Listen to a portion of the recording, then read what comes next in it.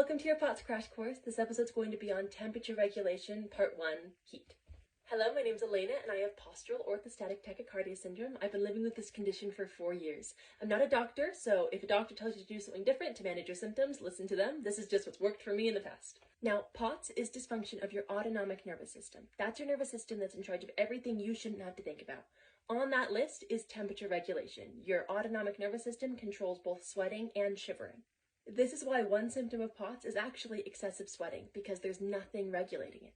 Summertime can be really difficult with POTS, with the heat especially. It causes extreme flare-ups.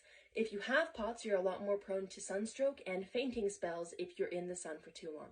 So managing this symptom is pretty simple. You just have to regulate your temperature manually. The first thing I do that costs no money is running my wrists under cold water. This works because all the blood in your body goes through your wrists eventually, and all that blood passes really close to the skin. So when you're cooling off your wrists, you're actually cooling off all of the blood in your system really quick.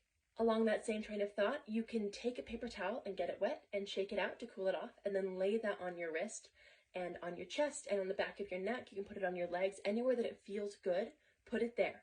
This is going to help cool off your body really quickly too. This is nice because as soon as that paper towel gets too warm, you can shake it out and it'll cool off again and put it back on your wrist.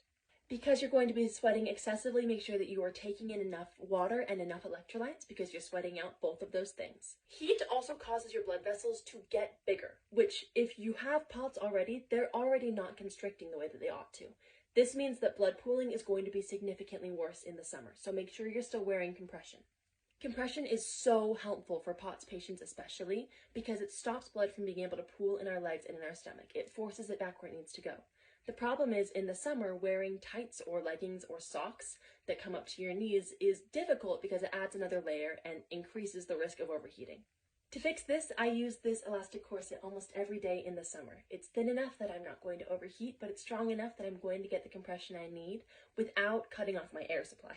I'll link this exact corset to this video, but any kind of compression garment you can get your hands on and wear underneath your clothes is going to work fine. Summer can be so difficult with POTS. I understand, I'm so sorry, but there are things we can do to manage these symptoms. I promise. You're not helpless and you're going to be okay. Okay, I love you, bye.